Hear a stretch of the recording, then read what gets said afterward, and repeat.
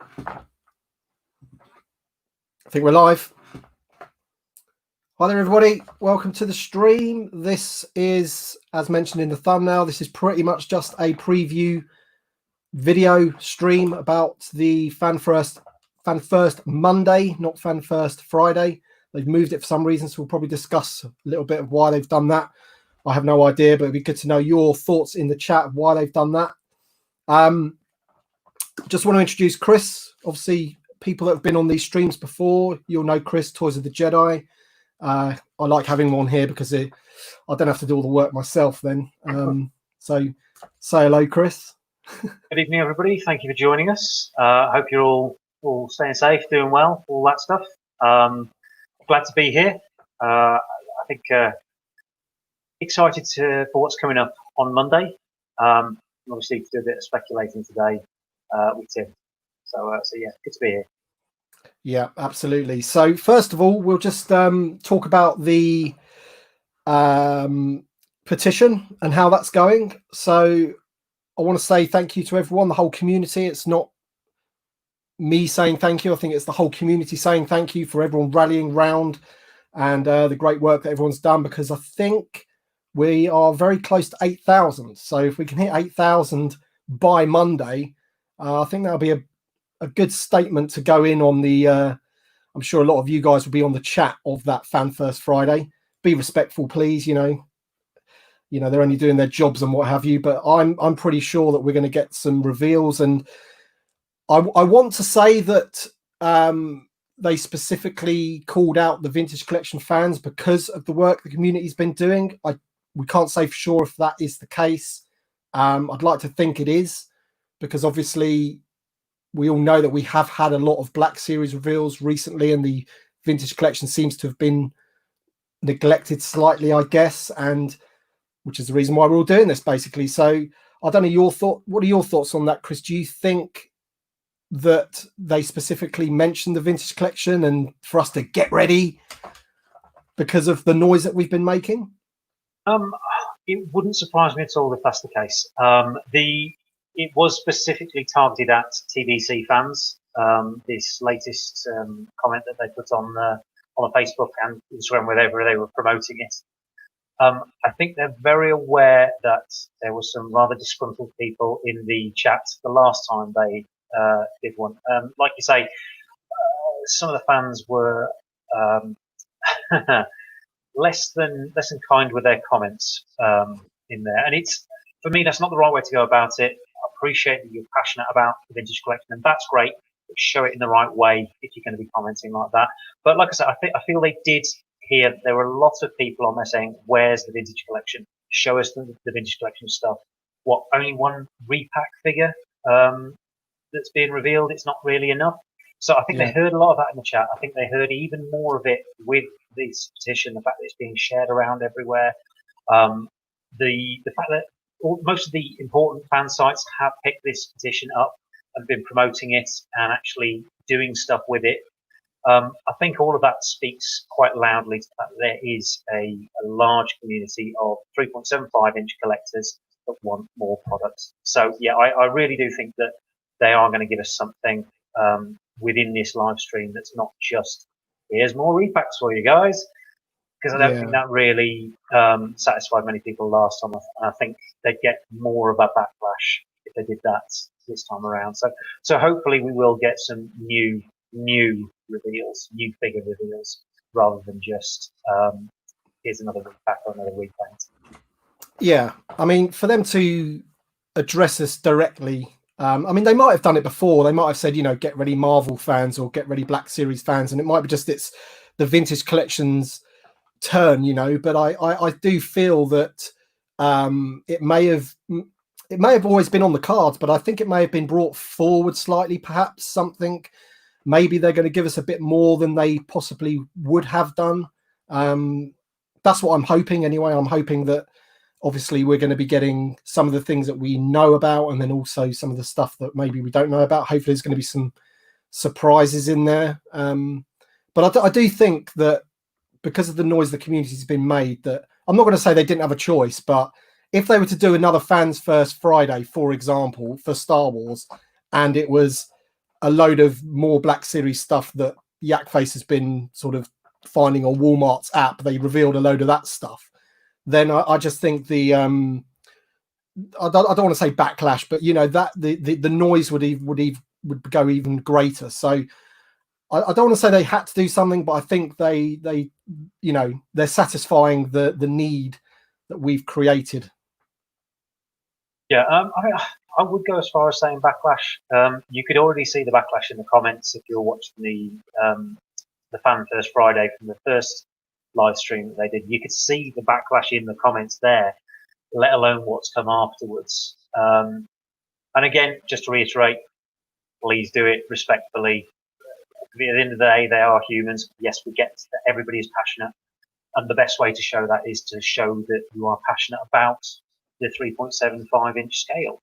I did see on one of the vintage collection groups that one of the good ways of showing how passionate you are is just simply taking a photo of your collection and uploading it into that comments section. Show that the size of our collections that we've been building up for years and years and years and years and years. Show your passion in a really positive way, and that sends a much better message. It's much more difficult to just blow somebody off if you're, that's not the right word, to just brush aside, that's the words I'm looking for, somebody if they're doing it in a positive way. If you're just doing it you know, in a rude, obnoxious way, then it's easier just to dismiss it as that. Yeah, if you're being totally respectful and actually asking legitimate questions, then you're far more likely to get a decent answer. Whereas if you're just shouting and screaming and bellowing, you know, as you say, they'll just end up ignoring you. I just want to say hello to a few people in the chat. Peter Marlowe, hello. Marina, Mariano, Chacon, Graham, Cheggy Chonks, Evening Gerard Coyle, Mystery Mando, hi mate. Chocolate Chip Wiki, hello all. We've got 57 people watching, which is great. We will get some of your comments shortly, but I think now we can start talking about what we're hoping to see on Monday, and then maybe a little bit later we can talk about maybe something that might be a bit too far, but you know, we can really hope for. But I'm kind of thinking, or I'm expecting, that we'll probably see the final figures from the wave to start with. So they will show us, obviously it's rumored, but they will show us Fives, they will show us Chirrut, and the other one in that wave, which I always forget, it's Hondo. There you go. Yeah. So we'll probably see those. I've got a feeling we'll see the playset, which is apparently not confirmed, a carbon freezing playset, and a few more rumors have come out about that, about having connecting floors and all this kind of stuff, which sounds awesome to me. That'll be pretty cool. And then what personally I'm hoping that we see something else as well. So we know there's been some other rumored figures. We don't know when they're coming out, probably early next year.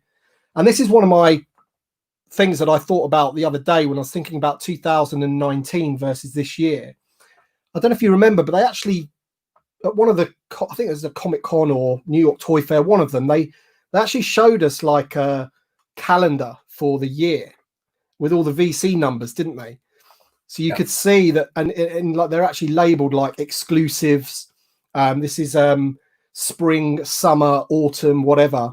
And you saw all the numbers, and some of them were filled in and some of them weren't. But at least then you could at least see that, yeah, we're going to get 25, 30 figures with included in that year.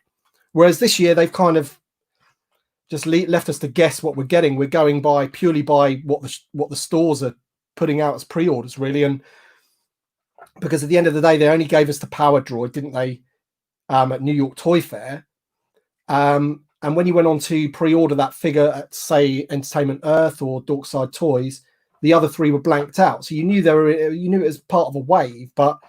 And this is the thing, you see, in 2019 we had that nice list of all the numbers and all that, and it's just all those things added up for me that just makes it feel like it's been neglected a little bit this year. Oh, sorry. Yeah, go on. I was going to say, I absolutely agree. I love that that image that they did when they had the "This is the waves coming here, spring 2019." This is coming. It properly felt like the back of the old card backs again, where you kind of like you could see the figures lining up for what you were getting. That was a really clever thing they did, and I thought, great, they've got this. This is the way they're going to be doing these sort of reveals in future. So, right, here's your list again, guys. We're adding these ones into it for you. This is your reveals. There you go. Now you know a bit more about the year.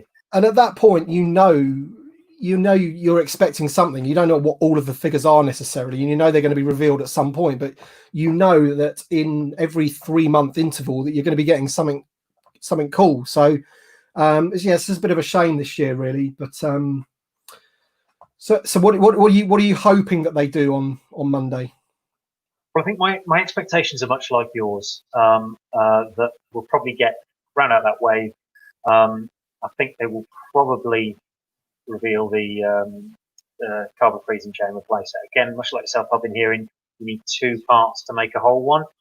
So whether it's 2 of the same set to make the whole circular base, or whether they're doing 2 separate ones that are going to release at different times, who knows? Yeah. Personally, I prefer them to be slightly different ones. Slightly different bits of gear with each one, rather than having to buy the same thing twice. But we'll see what happens. I'm thinking we'll possibly get a bit more love for the Empire Strikes Back, being as it's the 40th anniversary. They've shown plenty of love in the 6-inch scale, so I wouldn't be surprised if we do see a couple of repacks from that list that I'm sure you've covered previously on your channel, Tim. Things like the Ugnaughts that could just be going straight onto a vintage collection card without any problem at all. Some of the Bespin security guards, maybe. So a character like that, possibly get a reveal along those lines. But I think we'll possibly get a new reveal from, like, just completely out of left field, from the Mandalorian. If they've got any sense at all, that is the hot property for Star Wars at the moment. And to just give us another character from that would be, for me, what I'm sort of not expecting, but kind of, I think they might go down that route. What would I like to see? Well, that's a list as long as your arm. Yeah. And I think just to pick you up on the ESB thing, I'm just wondering what your thoughts are behind that, because we kind of know what's, unless there's like a magical wave that we just don't know about, and the stores don't know about, that you can order. Because I'm just wondering where those, because if it is for the 40th anniversary, they've got to come out this year, haven't they? Do you know what I mean? Unless it's a convention exclusive or something, because now San Diego Comic Con's happening on as a live stream, isn't it? So whatever they were planning to do for those is probably still happening, I would imagine. I'm hoping. So maybe we'll get a 3-pack or something, or an exclusive. But where would you think that these ESB cards figures would slot into this year? Do you know what I mean? Well, we've got the same situation with Celebration, because that was meant to be this year as well. So there's potentially exclusives that would have been at that convention. I doubt they'd have done a single carded figure for that. Again, their model for those seems to be, like, say, the 3-packs that they can then spin off into repacks down the road. Which, if you're a collector of the single carded figures, that's absolutely the right way to do it, because it gives you a chance to actually get that figure. It's much more difficult to get the exclusives. There's no reason they can't squeeze an extra wave in, just because we don't know about it. They've done it before, where it's like, right, okay, we can see the demand's there. If they've got the figures ready to go, why not get them out there? Yeah. And I mean, like I say, with the repack waves, they're actually fairly quick and easy to turn around. Yeah. Yes, you've got to get it into the Chinese manufacturing system, and it's got to wait its turn to get the plastic actually made and all that sort of stuff. But if you're doing repacking of things like an Ugnaught, like a Bespin Wingguard, they're easy just to say, right, get that mold out, stick us another 4 of those figures out there, and push those out to collectors. No reason they can't do that. Yeah, and that's a fairly quick process to turn those around. Well, I wish you were in charge of Hasbro, mate, because I'd be really happy with that. So yeah, I mean, you know, I think it's pretty obvious that we will get the remaining wave. I think that's almost a certainty. I mean, we're speculating here, but I think, you know, there's those three little gaps in that wave. We already know Luke Jedi is one of them. Although somebody has said in one of my comments about the numbering and the numbers of the VC in the wave with the power droid ends, and then there's, I think, Luke Jedi's 175, and then it doesn't quite add up, and so there's like a figure missing. So, but that could be like a Walmart exclusive, couldn't it? That could be like your who did we have last year with the Luke ceremony, wasn't it? He was a Luke ceremony, the Lando, you know, and he's still numbered, isn't he? So yeah. I would imagine they could do something like that. I'm pretty sure they're maybe holding a few back. This is the problem when you don't have that numbered list, and I don't really know why they didn't do that this year. It was really cool when they did that last year. But so yeah, I mean, obviously when we think about what we would like them to do, I mean, obviously, as I say, those three is I'm hoping a dead cert that we will know and we'll see those, maybe even in figure form, you know, maybe not just because they put up an image sometimes, don't they? But maybe like he did with the Darth Vader, with the Black Series carbonized Vader, he had it in his hand, didn't he? So maybe they'll actually show us some figures as well as the card backs, and hopefully they'll be up through the screen and all this sort of stuff. Yeah, yeah. And I mean, I think they're already up for pre-order anyway at places like Entertainment Earth, but I'm hoping, you know, they'll actually be there ready on Hasbro Pulse that you can actually order them, you know, for the guys in the US. So they're like officially out there, sort of thing. But then obviously I'm hoping that the figures that Yakface discovered on the Walmart app, if they're on that app, how far away can they be? Could it be another wave, or could it be the first wave in 2021? And those were all named after gemstones, weren't they? I think you had Ruby. I think he discovered a new one called Ruby. You got Ruby, Diamond, Sapphire, and Emerald, I think it was. That's right. That's right. So if they're naming four, that suggests to me that it could be four from the same thing. So I'm hoping Clone Wars, because obviously those Clone Wars figures for the Black Series have kind of been found as well, with the Maul Mandalorian and the Ahsoka and what have you. So if they could give us something in the vintage collection for the Clone Wars, that'd be awesome. They have, and I think Face has started to decipher what those ones were, or are likely to be in the 6-inch scale. And they look like, if it is the characters we think it's going to be, they should be decent figures. Again, just want them in the vintage collection. But typically when they've done this sort of coded naming convention, if you've had it in the Black Series, you've also had it mirrored in the vintage collection to take that same name through, so that trying to keep track of things. Huckleberry, wasn't it, for the Mandalorian? It's all the Huckleberry ones. Because we know we get, that's the other one. I'm hoping that we're going to get the Incinerator Trooper. So maybe he's that missing numbered figure, you know? Yeah, that's a good shout. Maybe that's him. I'm hoping we see him, because he's literally named, you know, there.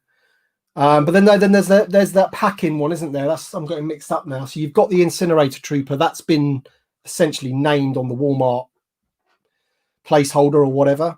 Yep. And then there's the vintage collection build-up pack or whatever. And I'm hoping, because they've named it Huck 2, which suggests to me that's Mandalorian in his secondary armor, the Beskar armor. And if it's a pack-in, then maybe it comes with Baby Yoda or his rocket pack or whatever, you know. I'm hoping there'll be something pretty cool to it anyway. But well, I think for the sort of price, yeah, it does look like you're going to get some extra bits and pieces in it. It's expensive than that armory. I think it's the same price. Same price, is it? Okay, so it's only, if that's the case, then you're only looking at a couple of extra bits and pieces with it, and yet it probably would be, like you say, Mando with the Beskar, parts of his armor, and probably the backpack. I imagine on that set. Yeah. So you've got. And the other thing about those gem ones is that the price of those has gone up, so they're like $17.99. So everyone's wondering what's going on there, unless it's just a placeholder price. Of course, that could be the case, but if they're ringing through as that, you know. Yeah, potentially. Whether they're a super shiny version of something that we've already got, I don't know if they're doing something special along those lines. Don't say that. I hope they don't go the carbonized route. No. But it might be something like a Power of the Force coin instead. Yeah, which I would. That'd be cool. Yeah, that'd be cool. So you're paying that little bit of premium for that. Maybe this is just speculation. I'm not the Hasbro insider or anything like that. But so you're right. It might just be the wrong price on it. HRH2108 has actually said that Huck 2 was the Black Series code name for Beskar Mando. So if that build-up pack, that's Huck 2 as well. So, you know, it's dead certain that that's what that is. So hopefully we'll see that as well, you know. I just want to read out a few people in the chat. So we got Action Figure Grader. If you haven't seen Action Figure Grader's channel, by the way, he's got his own YouTube channel. He grades everything, obviously, by the name. But he's got some amazing, like, bootlegs, Polish bootlegs, just some awesome, weird Star Wars stuff. It's a great channel. You should check it out. Same with Blacked Out Ewoks. He's got an unbelievable collection of vintage figures and modern, actually. But yeah.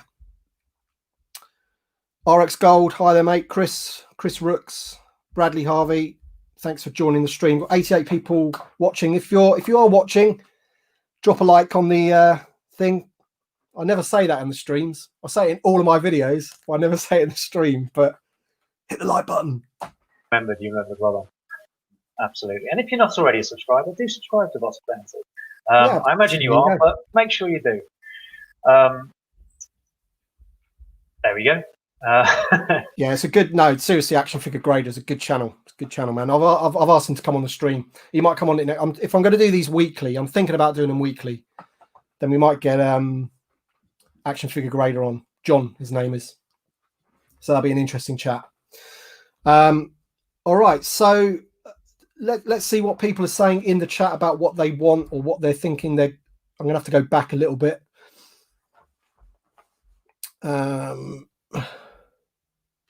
Plenty in there for all sorts. Honestly, most people want the Mandalorian, the Clone Wars figures. Peter Marlowe. Yeah, I would say that's probably true, but I think at the same time, I've said this before, everyone kind of wants different things. In the comments of my videos, believe it or not, there is people that want the sequel trilogy figures. Now, I'm with you. I would prefer Mandalorian and Clone Wars figures and OT figures than the sequel trilogy. I'd even prefer the PT figures over the sequel trilogy. But that doesn't mean to say there aren't people out there that do want the sequel trilogy, and there are people out there. But I agree. I think the most people would want the Mandalorian because it's what's hot at the moment, isn't it? Absolutely, and I think this is kind of where Hasbro slipped a little bit recently. I don't think it's their fault necessarily. I think they're under a bit of direction from Disney as to what they can show and what they are shown by Disney. But it used to be a case that you had the sneak preview waves to come out, and then you have more figures that came out as the property hit. And there's just been really minimal sort of stuff for the Mandalorian. It looks like they've got a couple of bits and pieces coming up for the Clone Wars, but that's already aired. That's already done and dusted on the TV. Yes, people are still talking about it, which is great, and I've long may the conversation continue because there's some great episodes within both of those shows. But they kind of need to, if they can, get back to releasing product for the property that's currently being talked about, the hot property. Because, I mean, how many people, having seen The Mandalorian or having seen Clone Wars, would have loved to just go, I've got to go and get this. I've got to go and order it. I've got to go and get it now. Oh, it's not available. Oh, it isn't even there yet. I mean, my son ordered the Beskar Mandalorian that was revealed the other week. Desperate to have it. And then I was like, yeah, that's fine. No, it's not coming till August. Yeah. What, and by that time, it's you know, I'm not going to, you know, it'd still want it, but the buzz for it has tepid slightly, hasn't it? So Action Figure Grader says, have they publicly announced Fives Chirrut Imwe in the Luke Jedi wave? Hopefully all of this build up isn't just for those two. So they haven't. And this is what we're saying. I would imagine it's a dead cert that we'll find out the rest of that wave. You know, hopefully we'll see the figures, see the card backs and all that jazz. I'm hoping the fact that they've addressed the Vintage Collection fans directly and almost built it up for themselves. You know, they can't let us down now, can they? They've built it up. You know, we've been building it up for weeks, saying, you know, we want more, we want this, we want that.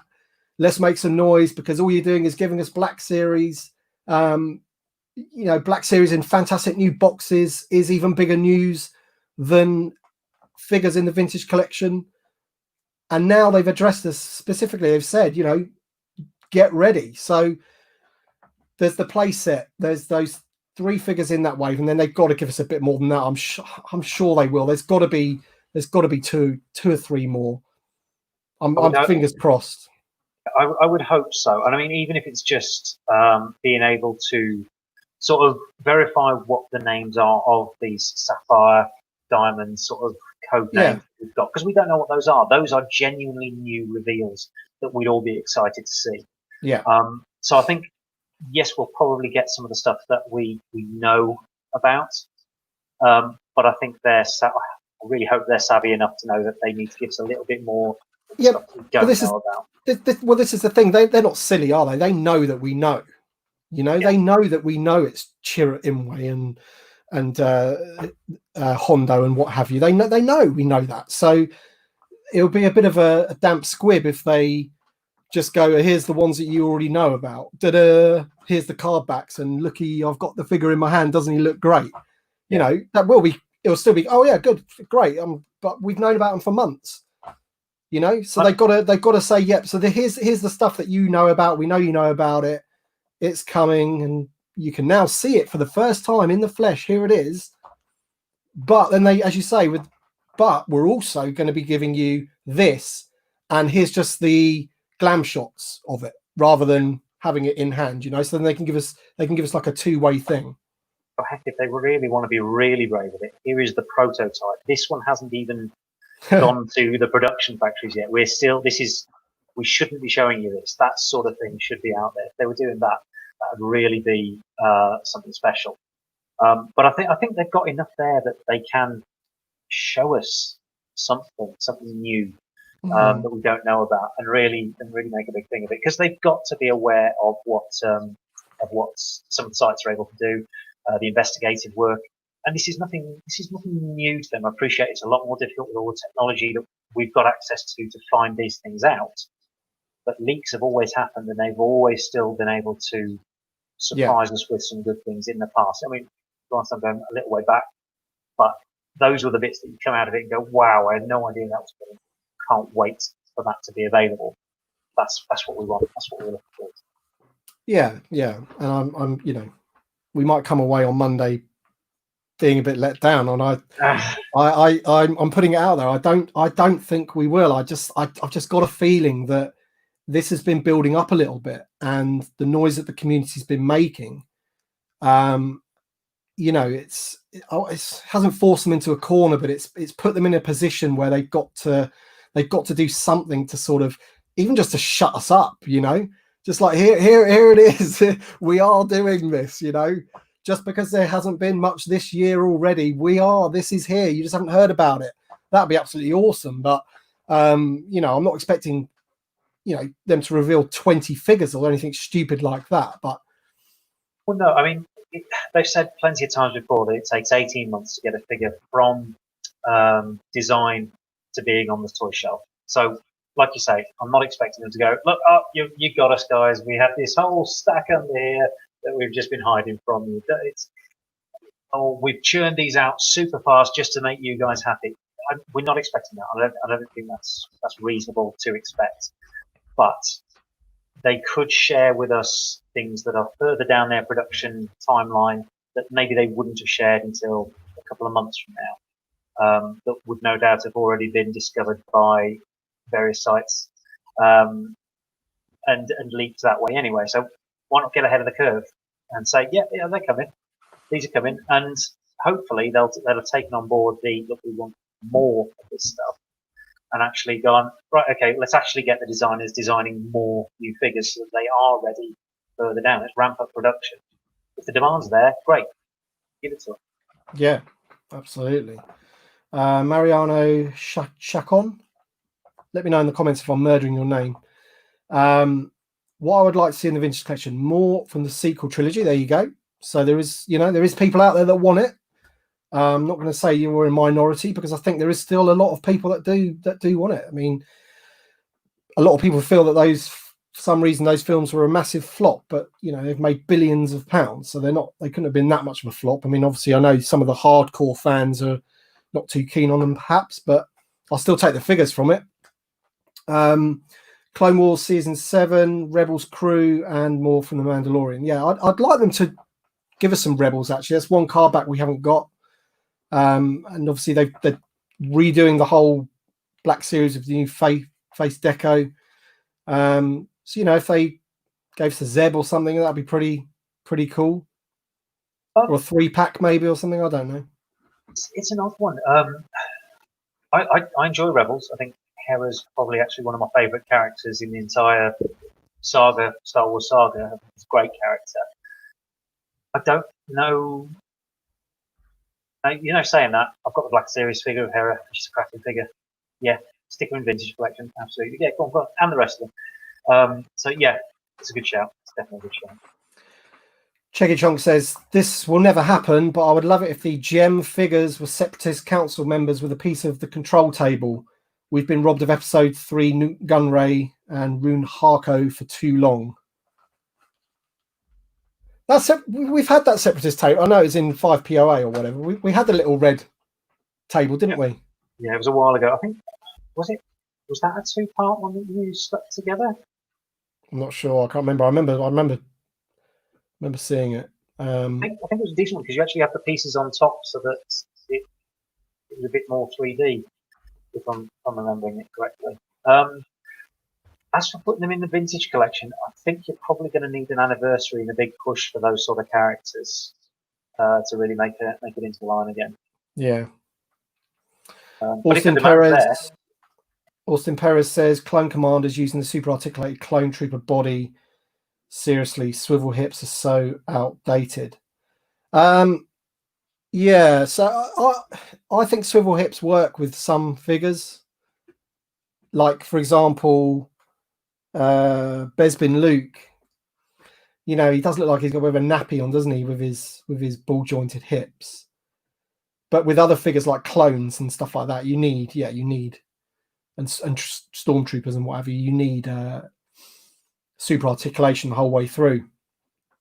Yeah, it's the execution of the joints that makes a difference. I'm not completely against the swivel elbow. Don't get me wrong, I would much rather have fully super articulated elbows, but for some of those absolute background characters that you never see doing anything other than arm straight and arm pulled into place, it could work. Wouldn't want to see it on a vintage collection card if they're doing a multi-pack. Maybe I could live with that. As far as the ball jointed legs or the straight swivel legs, sometimes that articulation gets in the way and it ends up making the leg bend at a weird angle just to get them to sit down. Whereas the swivel ones, you can just swing straight forwards and sit nicely. Mm. It really does depend on the execution of it. Yeah, because I get it in my comments all the time, when they say, I wish they wouldn't, he should have had swivel hips or whatever. It looks like he's got a nappy on, and it's, some of the figures, it is true on that count. Clone Commanders, though, yeah, I'd love them to give us some of the Clone Commanders in the vintage collection. The ultimate for me is if they, on Monday, if they reveal, is it the 332nd? Is that what Ahsoka's troopers are called? Probably. Got me there. I think they're the 300. I know which ones you mean. I think they're the 332nd. I think they're called, with the orange thing on the. Give us one of those. That'd be. How many of those would they sell? My God. Absolutely, and that's an easy repaint for them. not a difficult one to do, is it? The only thing I think you've said before in previous videos is obviously the actual helmet too big on most of the vintage collection ones. You'd need either the non-removable or a resculpt of that helmet, so it was a bit tighter, a bit smaller to do. So yeah, maybe not quite such a straight repaint on that one. But, yeah, I mean, if they can't get it to size, I'd rather just not be removable. Agreed. Absolutely. Yeah. Let's have a look more in the chat. Oh, only one Kenobi's here. Hi there, mate.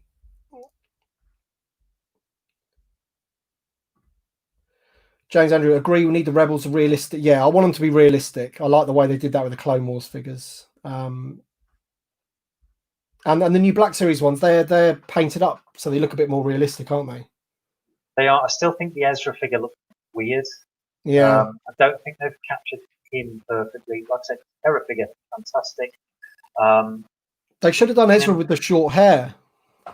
Yes, absolutely. But I don't know if they were trying to go for that early part of season 1 and trying to treat it as that crew, which again makes sense. Get that. I wasn't convinced by the Sabine figure, how that translated to realistic from the animated style. But I thought Kanan worked quite well. Zeb looks to be quite good, and Hera works brilliantly.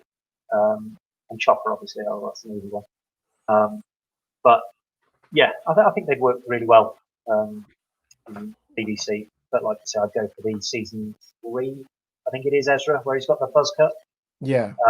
If doesn't look like Space Aladdin, does he? No, exactly. But yeah, I mean, just talking about the Black Series very briefly, because obviously we want to talk about the vintage collection more. So with the red and black boxes, I've always opened them. So I get the figures and I just open them. And then the 40th cards, I keep those carded because they're nice cards. But now they've got me now, because those nice new boxes that make the image, I'll probably become a carded or box collector of the Black Series and then open all my 3.75, which is, I mean, I think I've got 1 or 2 Black Series on display. The rest of them all 3.75 anyway, because for me it's got to be a phenomenal figure to actually, because I haven't really got much space. So I certainly haven't got space to put 108 red and black boxes in a row. No. And I know what you mean about that. I mean, I know there are some people that just like that wall of red to display, and for me that looks a little bit too much the same. It is just a wall of red. I do like what they've done with the new packaging. I think the bit that you'll find annoying is where you've got the slight overlap on the package. So where you've got one that creeps onto the next one. So they've done it on purpose, haven't they? Oh, absolutely. It's going to make you collect them all. Yeah. And I think that's the thing for me, is that I'm never going to be a completist on the Black Series. And I think the new packaging is nice, but for the Black Series, it's definitely a case of if I'm getting those, I'm getting them to open.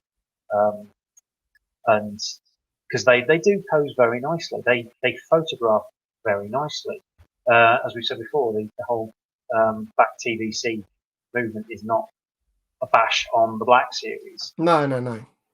So they are great products. Yeah, we've said it from the outset that it's not, it's not an attack on the Black Series. I said in my open letter to Hasbro that I collect them as well. I not as much. I'm a bit more selective in the ones I get, but I do. I'm not going to say I hate them. They're a good line.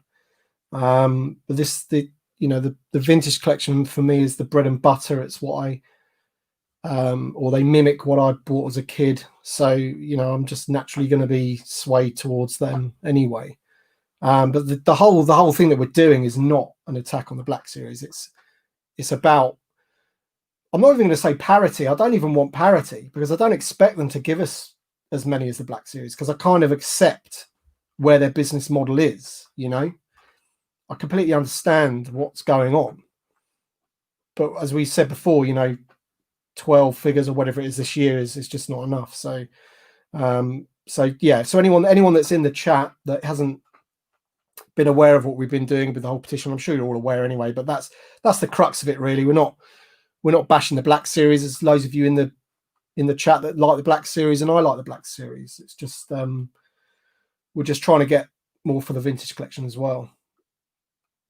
Absolutely, and I think part of it is something Jake Stevens has said before. He's been collecting 3.75 for forever. The fact that you can't get the main baddie of the Solo film in 3.75 inch scale at all, you have to get him in the Black Series if you want a representation of it. That just feels wrong. It feels yeah, and that's the thing for me, because Black Series is never going to be able to do the world building that 3.75. No way. I mean, you're never going to get an AT-AT, are you? You know. Yeah, you're never going to get an AT-AT or a Falcon. I mean, they're giving us the Snow Speeder, which hopefully I'll have tomorrow. I'm hoping it comes, if not Monday. But you know, they're never going to give us those big vehicles. It's just impossible. So, you know, to have, as you say, to have those worlds, you need the 3.75, which is, you know, everyone's been collecting it for years. So they've just got to, they've got to keep going. Bikerscout 74, give us episode 4, Luke, Leia and Han, please. We need updates for these. Certainly the first two. I was going to say, yeah, I still quite like the Han. Yeah, I still love the Han from 2004. He's up there. It's a good figure, isn't he? One. Yeah, cracking figure, absolutely brilliant figure. Yeah. And I like the fact that with the Yavin ceremony one, you've kind of got the big head Han. So you've got like the two that sort of mimics the Kenner originals. But yeah, Luke does need a bit of an update, and Leia, I think she's put swivel lines that was on the OTC one. I think she has, yeah. So yeah, again needs a bit of an update there. Yeah, I can't see because her sleeves are over it, but in general, it doesn't. It needs, you know, you can tell it needs an update. Classic. Sorry, go on. I was just going to say, Classic Action Figure says, Bossk Bounty, happy Friday. Happy Friday to you, mate. I was just going to say, my concern with obviously the Luke and the Leia, I do think we need them updated, but they aren't for me the priorities. No, because we have those figures. For me, the priorities are Moff Gideon, Ahsoka from the Clone Wars, the later season. A lot of these, I mean, and those are just big name characters. I of course want Tame Dren Garen from Return of the Jedi, who's third skiff guard from the left, and that sort of thing. So those are sort of the priorities for me. But to keep the line going and keep the recognisable characters going, throw in a Princess Leia updated on a New Hope card. Absolutely. Just scatter them out. Don't give them all at once. Yeah.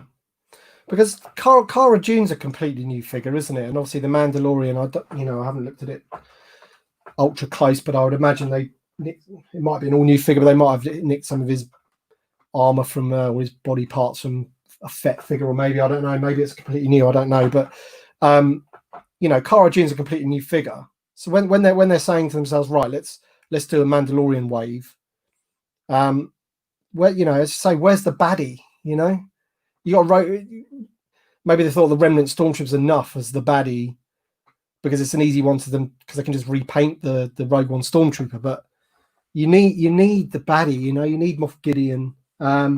Again, unless he was one of those ones where they didn't want him revealed. But then again, I don't know how early the shots of him came out, you know, the promo footage, or whether he was more of a surprise as we're watching the show. I can't really remember, to be honest. Yeah. I knew the actor was going to be in it because obviously he's from Breaking Bad. Yeah, I think the actor was real quite early on. You're right about the promo shots. I don't know how they were, but even so, I think again they used to be the relationship that, look, we don't want you to show these figures until we've revealed the character. Yeah.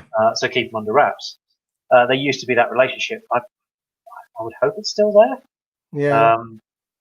And sometimes they'd give us them all anyway, and you'd get them all, you know, especially in the 5 POA, and you'd be like, who's this clown? You know? Yeah. And then you have to see the film to see who he is. And yep, he ended up being a bit of a clown.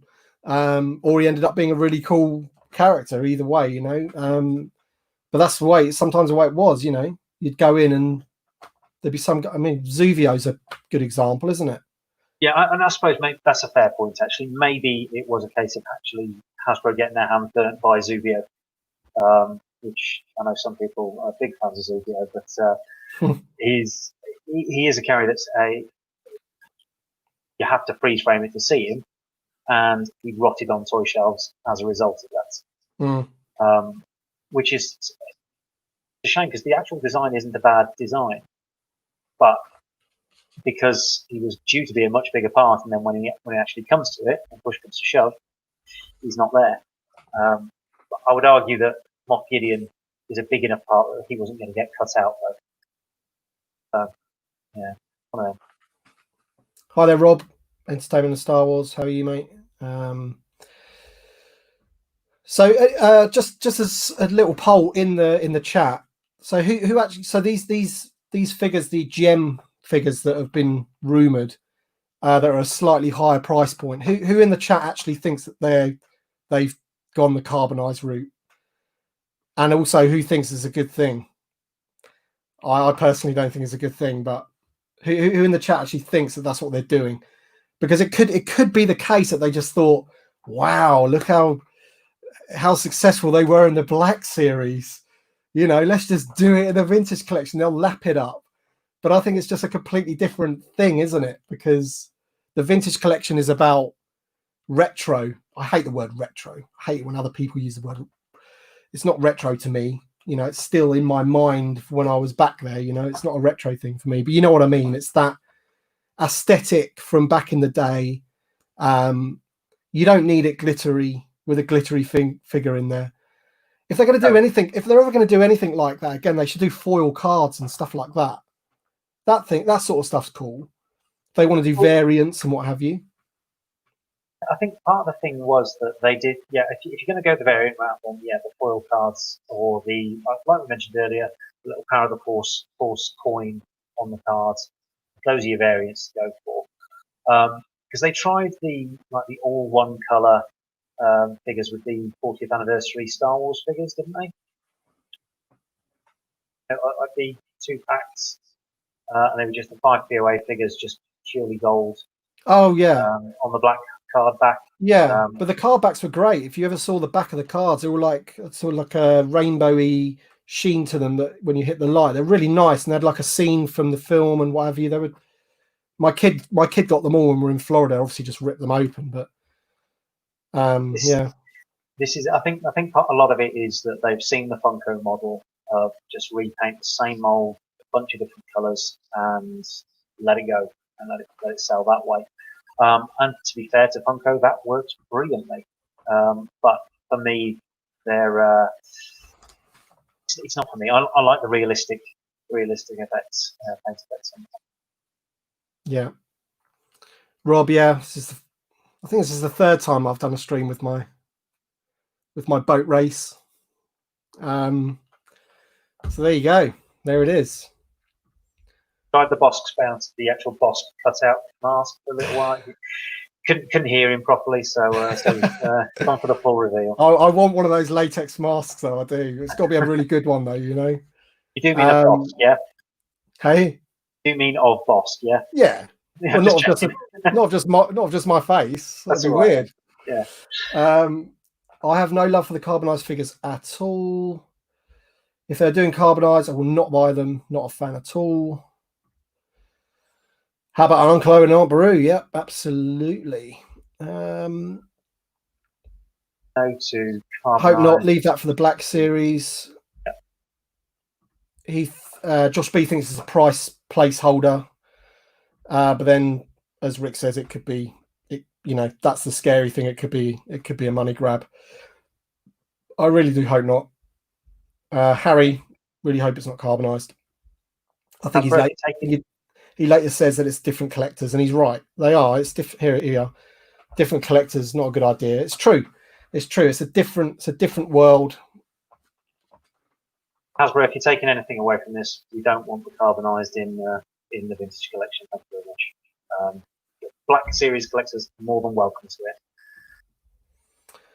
Anyone can have you says, Tim, you could be the UK Hello Greedo by rocking a rubber Bossk mask. I'd like his subscriber count, that's for sure. Bloody hell, he's doing all right, isn't he? I think I'd get a bit too hot in it, mate. To be honest, I'd get a sweat on that rubber mask, so not for me. Okay. I mean, that's one of the other things. Just going back to the live stream on Monday, I'm hoping that while they do, obviously they announce all sorts of stuff for vintage collection, I'm hoping they address the actual Hasbro Pulse side of things a little bit, because obviously they did the Black Series poll, and the only way that you could properly vote on that was if you were a Hasbro Pulse member. Yeah. And those of us that don't live in the US, completely got no say in it. Got no say in it. Yeah. It also means that a lot of the stuff that they try and sell through Hasbro Pulse, so some of the exclusives that they've done in the past, they go on there. And unless you're a member, you don't get a sniff at those either. So I think that is something they do need to address and actually sort out, because they've had plenty of time to do it now. Yeah. Because all the Hasbro Pulse started just before the barge. Not sure. I can't remember. But the actual selling of it may have been just after that. Or no, it was just before, because again, if you weren't, it was all just keeping it within the borders of the US. Yeah. Because it's all to do with free shipping and stuff like that, isn't it? That was a part. If you sign up for this, you get free shipping and guaranteed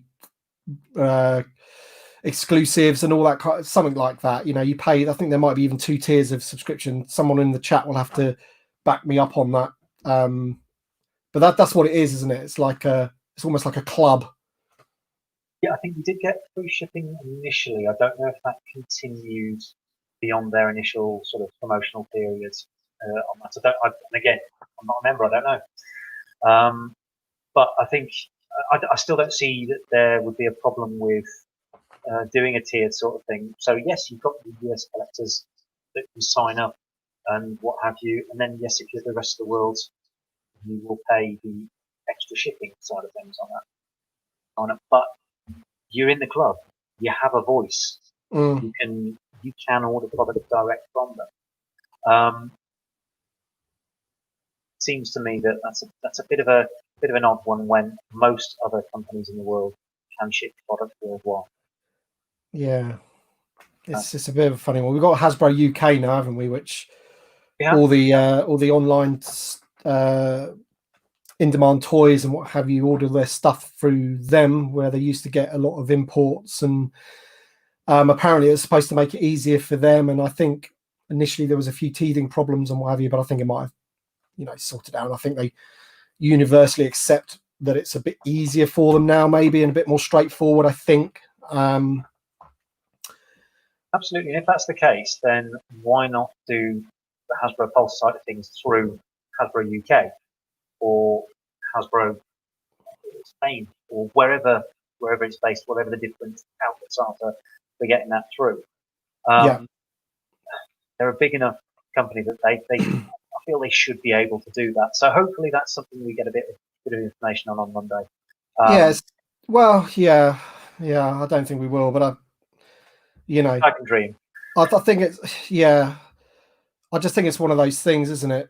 America is their biggest market, and that's what they pander to, I guess. But and we sort of take care of ourselves with our little online people. I mean, imagine what would happen if Hasbro Pulse did open in the UK.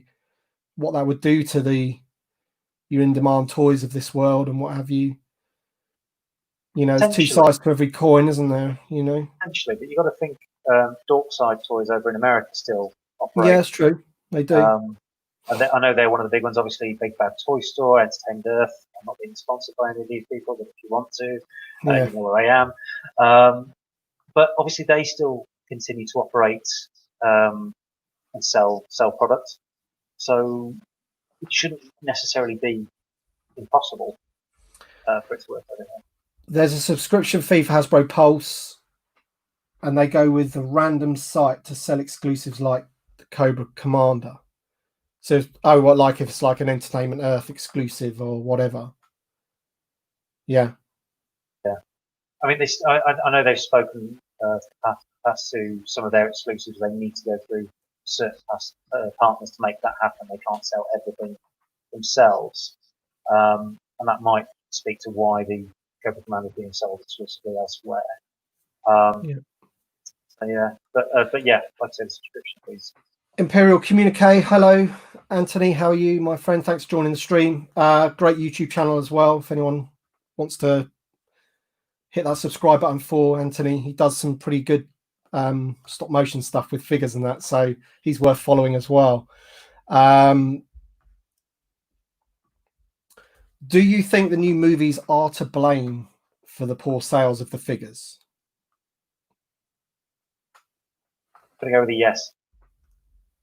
I think, and for me, it was Last Jedi that hurt it most. Because I think I think they possibly overshipped the first wave for Force Awakens and Rogue One. But I think those were the main two factors that were why sort of toy sales dropped off. But the fact that in the Last Jedi, most of your hero characters look very similar to what they were wearing in the previous film didn't help. For me, the actual film itself, a lot of the characters, if they're not doing things that interest me or I didn't enjoy, you're not going to get the sort of I must get every single thing. I think the telling one for me is Snoke. Yeah, because he was the only figure in that whole wave that was a new figure. Wave one of the vintage collection, so it's the one everyone wanted basically, but he's the one that's on the pegs now. I mean, you get your Jyn Ersos and a few Rays, but there is Snoke everywhere, and part of the reason for that is because one, is he a Last Jedi card? Actually, I haven't even got him on my wall. Is he a Last Jedi card? He is, yeah. Yeah. So he came out in the wave. I'm just trying to think, when did it come out? So 2018 was the back when Vintage Collection came back. When did The Force Awakens come out? 2015. That's right. Yeah. Right. So they're trying to tie him into Last Jedi. Yeah. That makes sense. Yeah. Last Jedi came out 2018 that year, that December. Or did it come out 2017? It's 2017 maybe, wasn't it? 17. Yeah. Yeah. And then 2 years later was So it already, and they'd killed him, Yeah. So immediately everyone's like, well, crap character. I don't, why do I want that? And that's why there's thousands of those on the shelves, because I mean the figure itself isn't too bad. I mean it's all right. But if the baddie had actually meant something and was actually a decent baddie, then more people would have picked him up. Yeah, absolutely. And by contrast, a lot of the solo figures, although the majority have been 5 POA, they seem to have sold through very well on the 5 POA cards. Empress Nest, great character, fantastic if you get the TVC figure and the 5 POA bike, put them together. That's a good combo.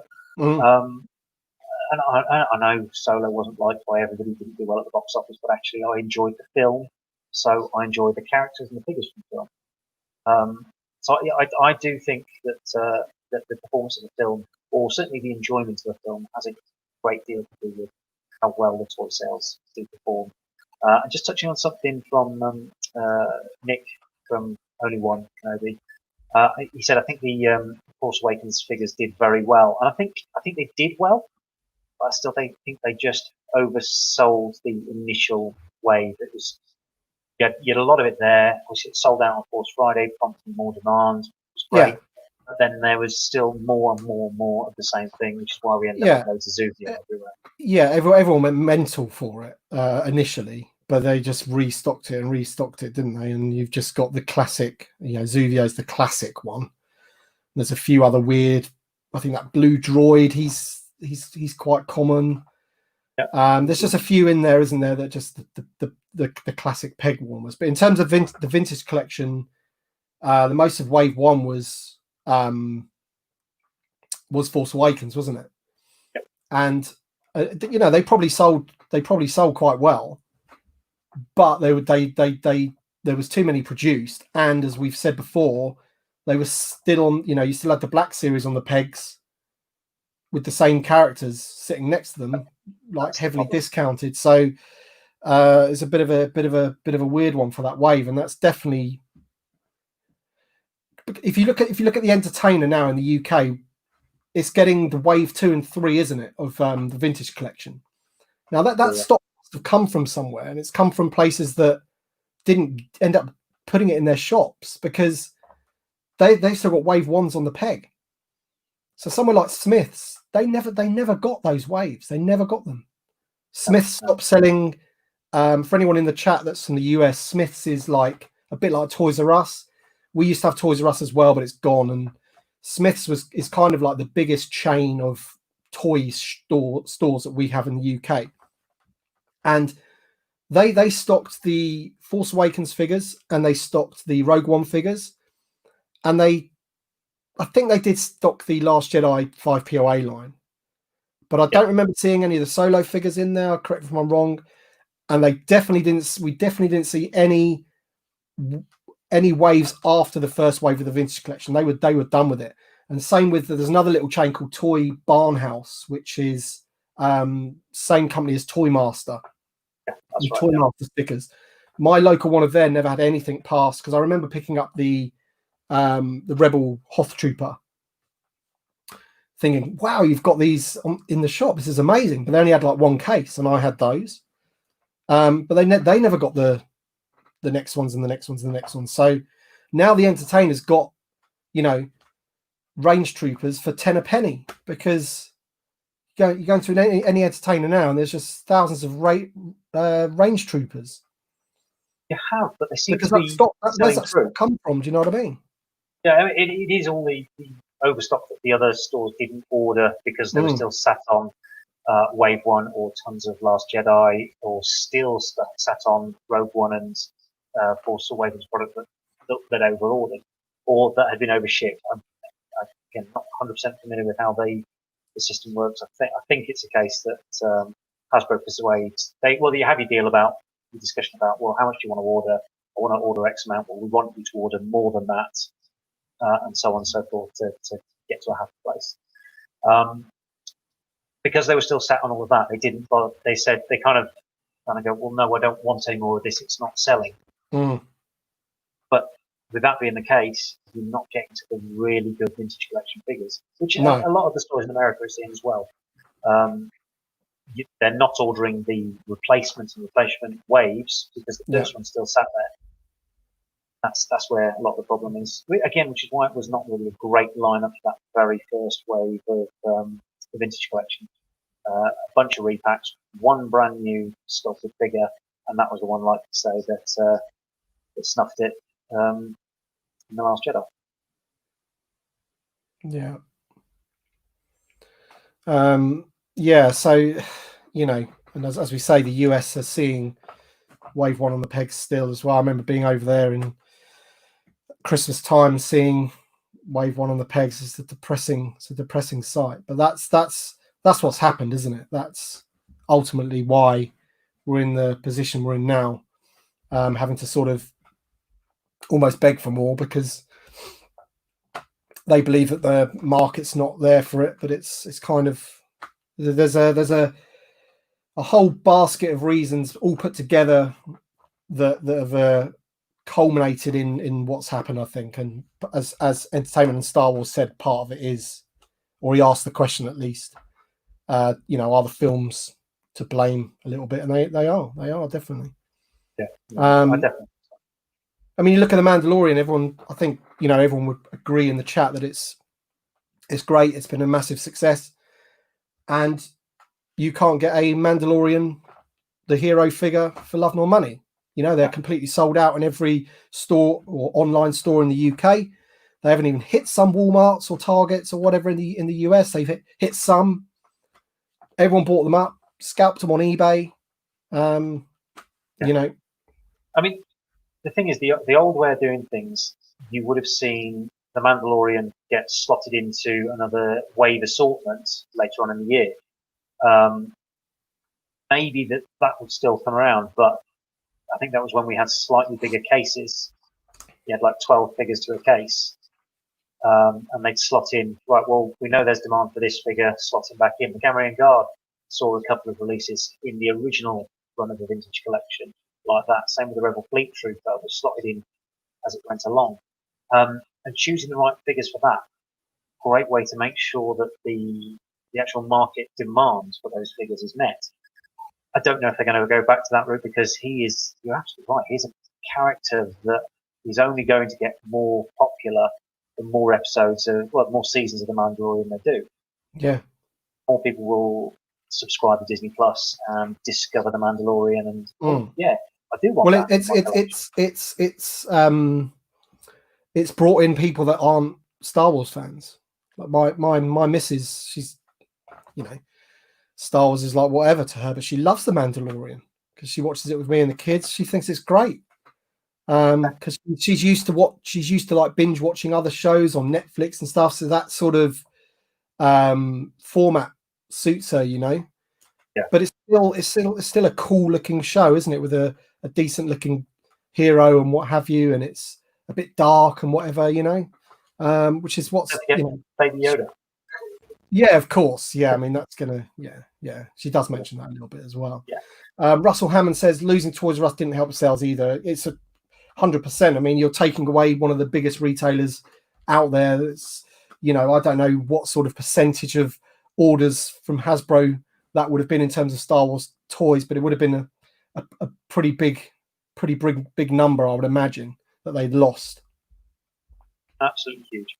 If you're interested in the history of Toys R Us and what have you, Toy Galaxy on YouTube does a fantastic episode on it, and it just explains the history of Toys R Us, what happened and why they fell over, why it went the way that it did. So I definitely recommend checking that out. I haven't seen that, but do they mention the prices? Because that's what I did always think, that Toys R Us was like too expensive. They were always a bit more expensive than the other shops, and they never seem to have anything in the sale necessarily, you know. It just it's a part of it, definitely. And actually, if you look back at the history, the original idea of the original owners of Toys R Us was to sell stuff cheaply.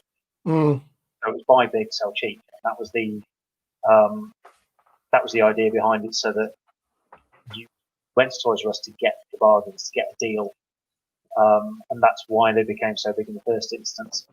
But and this is cutting it very short as a story.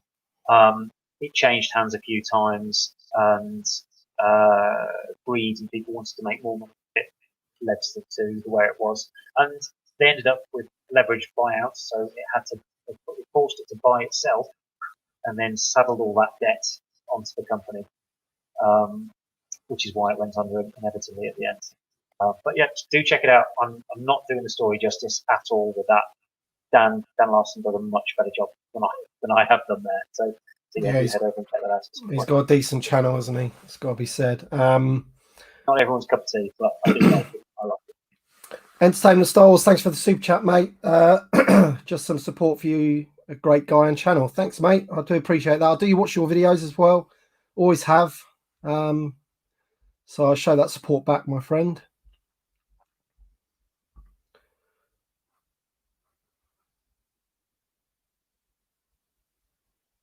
They have been part of it. I'm not certain. RX Gold. You've got to check that one out. Yeah, so Mario, if I was unable to order the vintage collection figures online, I wouldn't be able to have hardly any of them unless I wanted to pay much higher prices at toy collectors' stores. I'm guessing you're from the US. Here in the UK, mate, it's that's all we have. I understand that Smiths now have got 40th anniversary on the pegs, so that's a good start, you know, because they should sell in there. They really should. You know, especially I think they got wave 2. I definitely saw Luke Snowspeeder Luke. Yeah. So they should sell. So yeah, it's the wave with Lando, R2D2 Dagobah, the top level soldier, and the TIE fighter pilot. Yeah, they should sell. They, you know, and hopefully they'll see that those sell and put some more orders in, because Smith did used to be quite good, especially around the Force Awakens time with the pegs and everything. They look quite good. They did again, like I say, they got burnt with an excessive amount of the wave ones and couldn't shift those, which is why they stopped ordering them. Harry says, I don't think sequel trilogy design wise works that well with toys. Yeah, well, this is, I mean, I don't know offhand, but I would say a lot of the figures that they have done for the sequel trilogy have been troopers, haven't they? Yeah. Sith Jet Trooper, who's in it for 2 seconds. Yeah. Sith Trooper. Again, in the Black Series is the same. You know, you've got a Rey, but there's no Finn, there's no Poe. Well, they moved Poe, didn't they? Because he was originally for the Force Awakens. So yeah, I get that. Yeah, I do know what you mean. I think there's some good designs in there. Like I like the new X-wing that's in there. Obviously, there's a vintage collection one, but even the 5 POA one was a decent X-wing. If you were able to get the guns that worked, it was a nice design. I love the A-wing that they've got in there as well. Yes, they borrow heavily on original trilogy designs, but there were other bits and pieces like the QRID, the droid outside Massa's castle, that's sort of big lumbering towards the camera. The big red thing, yeah. Great design. I think they possibly, some of the alien designs, kept seeing the same Abnido alien in all the shots, whereas again that would have helped. They borrowed a couple of Rhodians and some of the aliens from the original and prequel trilogy, merged it all together. I think it would have felt a bit more like the same universe and carried that through. So yeah, maybe. Only one says the Entertainer going to get him. We talked about the Entertainer. We mentioned them. Nick, keep up. Keep up. What are you doing? We talked about them. We said that obviously they've got wave 2 and 3, I think, vintage collection, and it's just old stock from where shops haven't ordered it because they're still got wave 1 on the pegs. But it is selling. I think it was a weird one, didn't it? Because it came in at like £5, like a fraction of what they should have been, and then they realised that they were flying, so they upped it to like £7. Yeah, I think they're currently around about 9. Yeah, and now they're floundering a little. To slow down a bit. Yeah. And again, a lot of that's because people have already got what they need. But they're still moving. They're still going. Jeff B says there's plenty of sequel aliens that they could do. How about Maz Kanata's Castle patrons? So yeah, I totally agree. There is, and but if it was a toss up between give me the original trilogy aliens that we haven't got and the sequel ones, and I'd pick the OT ones over, you know. And that's I think I've said this before. That's one of my main complaints about the sequel trilogy, is that they didn't merge it enough. So they want to make this Star Wars world huge and make it feel like it's massive, but you know, where's your Greedos or your Hammerheads? And you know, they would, to me, they would still be bowling about. They would still be in and around somewhere. That you don't have to get rid of them. You just merge it. So here's 3 different new alien designs that you never seen before, but here's some familiar stuff that you're used to. And this is where I think the Mandalorians absolutely nailed it, because you've got those familiar characters. You've got characters like the Twi'lek in the is it a Twi'lek? Is that how you say it? Twi'lek, yeah. And Han.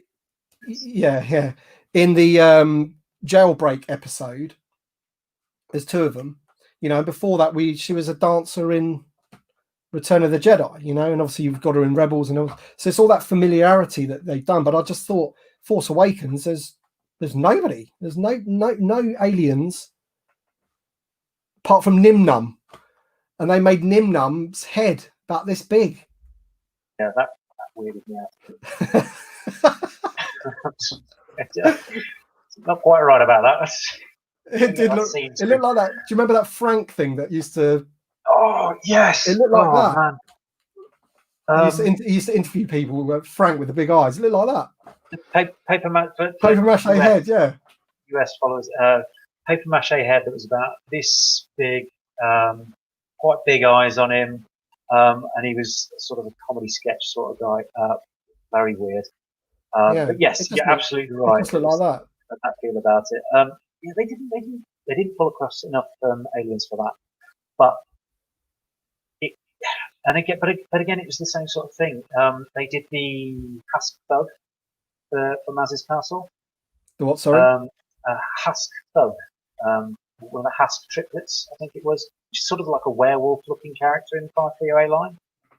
But I know.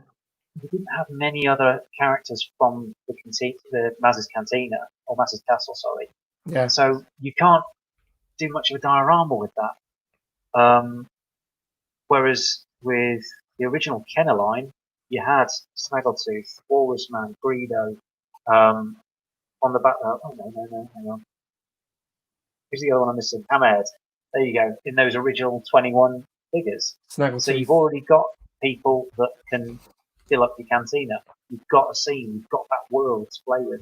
So yeah, I think Jeff is right there. You do need to get some more characters together for the cantina, but probably do them in a battle pack if you're going to do them at all.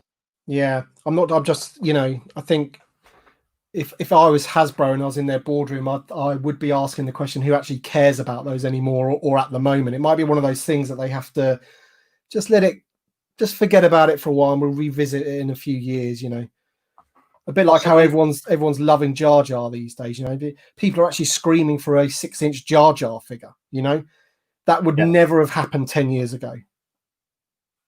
It is one of those that if there's a loud enough noise, then yeah, I'm sure they'll listen. Frank's That's the one. Yeah, thank you very much. Thank Frank Sidebottom. Yeah. But, I almost felt they did that as a joke with that Nim Num. I thought it was. My understanding was it was so they could fit the animatronics in the heads, and it could actually be worn by Nick Quinn. Yeah. Mike Quinn, I think it is, isn't it? Who plays the Num. And that was what made it so much bigger. And I think in the EU they kind of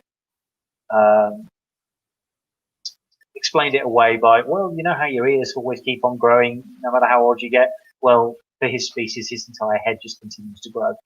And it just really, well, I suppose it's possible. Austin Perry says, Black Series has gaming greats, characters from Star Wars videos games. What do you think about them doing a vintage collection Cal Kestis? Again, my son's got the Black Series 1 cracking figure. I think it would be a great shout. I don't know if you saw the latest trailer over the weekend for Star Wars Squadrons. Oh yeah. Now that looks amazing. I can't wait till October. And again, that's something that if Hasbro can get on at the ground floor, get those characters into pile up 5-pack, 5 Rebels, 5 Imperials. There's a Trandoshan as well, isn't there? Oh yeah, that's in blue. Yeah. It's like General Merrick Bossk. Yes. Since I saw that, I was like, wow, that looks good. Yeah, so some of that. I think the gaming great side of things, absolutely. There's no reason that can't be done, especially with that coming up. It's on the horizon. And I imagine EA will do something similar to how they've done with Battlefront. They'll keep it going for a couple of years, doing new support packs as it goes along. Have the conversation, like, okay, well, what pilot are you releasing in the next wave? Let's know about that so we can work together, get that pilot out there. And I mean, a lot of the TIE pilots are going to be fairly simple repaints, should be. So, absolutely, yeah. Hyperspace Fault, hi guys. Dave and Alex, hope you're well. He says Black Series needs more aliens and droids. This is where the Black Series falls over for me, you know, because whenever a new media or whatever comes out, then they have to give them the main characters, and it's going to take them a very, very long time to get anywhere near the amount of figures that we've had in 3.75. It's going to take them 30 years to give, you know, can you imagine them doing the, you know, 6 or 7 of the Cantina aliens in the Black Series? This is not going to happen, is it? No, and I don't think, with the best one in the world, I'm not sure that the audience could afford to buy everything if they were to try and reach that sort of pace. Because we're at the stage now where we've got 9 saga films, 2 standalone films, several TV series, all sorts of new media, like computer games. So much Star Wars media thrown at us that there's no way they can go back and backfill that cantina from A New Hope. Just no way they can do it. Not to the level that they've been able to do so far with 3.75. And we still want more characters. We still want the Sonic Sisters. We still want an upgraded Wooer. We still want loads of the other characters from that cantina. Can't see how the Black Series are ever going to go back. I know what you mean, because there was somebody, I think it was in one of my comments on my video, and I think they actually asked me directly. They said, how do you feel about Hasbro dumping 2 huge waves of Black Series on us for, you know, so they gave us like the Tebow and the new boxes, but then at the same time they said, here's 6 Rebels figures or whatever, all that you've got already, but in new packaging with new face deco. So you're right. I think it's like you're asking a lot for the collector to shell out in. I think they're all dropping at the same time. Correct me if I'm wrong. I think they're all dropping in August, maybe. I mean, I pre-ordered them, and it's you know, you're talking about maybe nearly 16 figures or something like that, 12 or at least 12 figures, Black Series figures as well, which are like $25. Are they? What is that? How much they are in the US? That. So it's certainly looking at 20 quid a pop over here. Yeah. Which soon adds up. As far as that Rebel set goes, I can kind of understand the logic behind that. I really do think that's a one and done.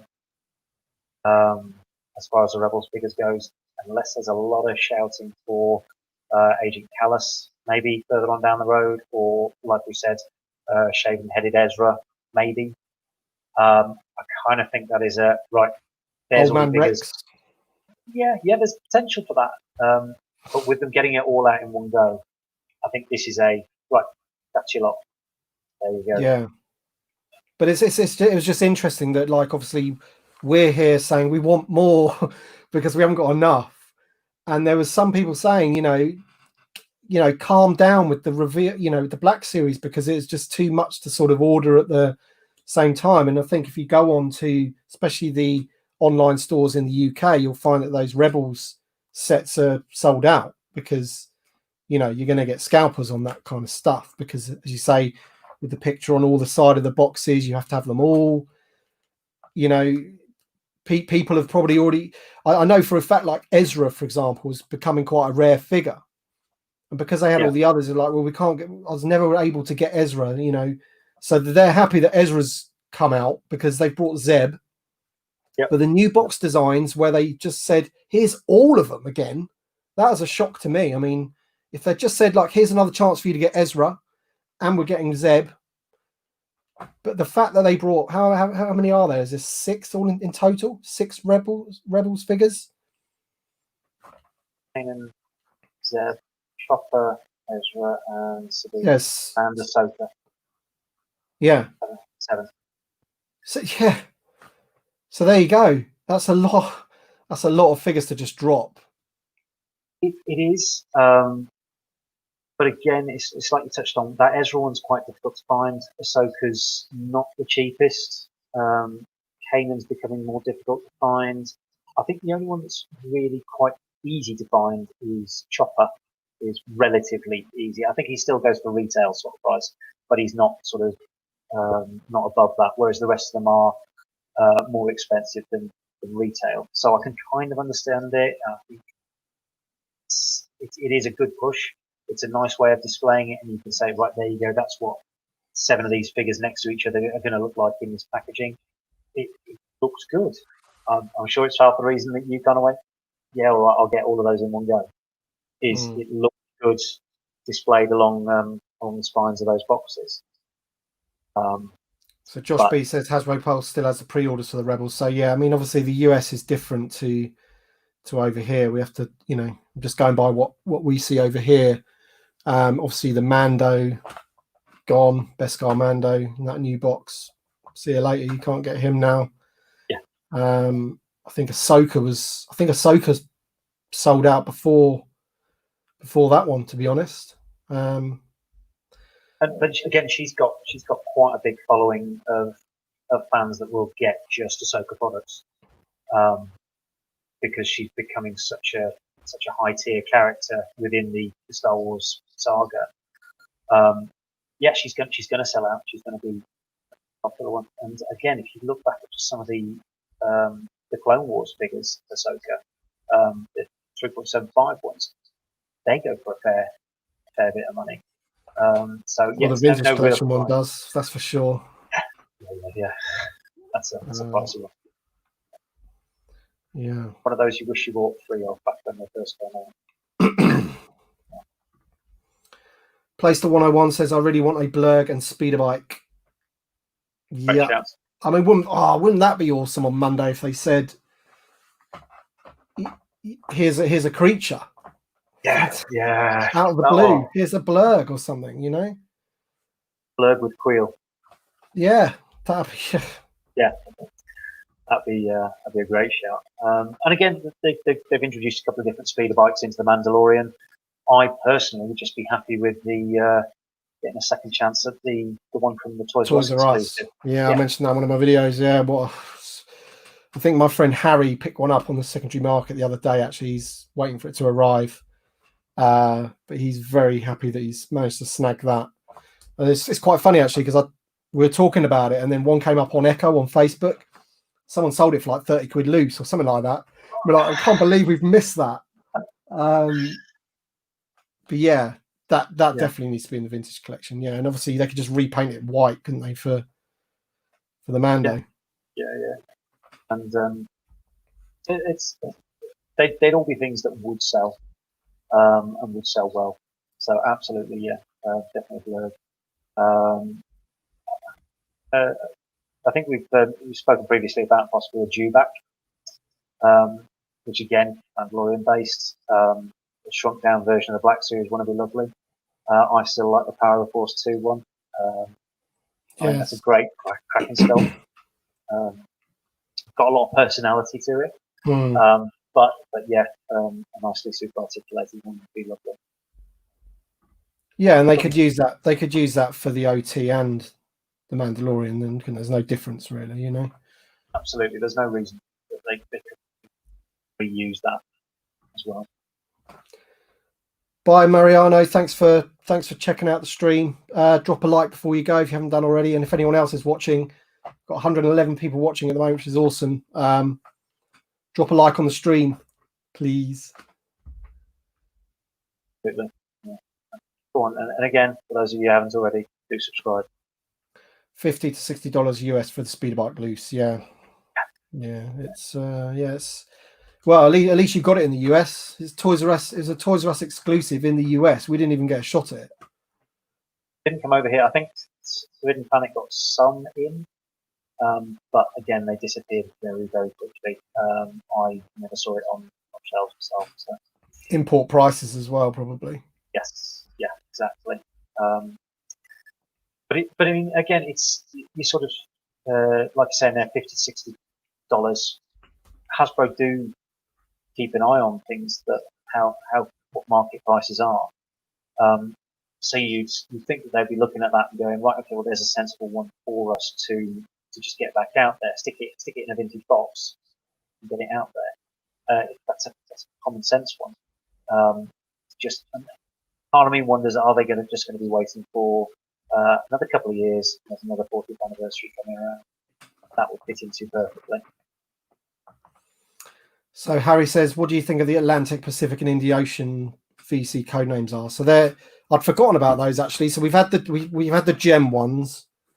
We've got the Incinerator Trooper, which was named, and then we've got these are all off the Walmart app that Yakface, Jason over at yakface.com revealed.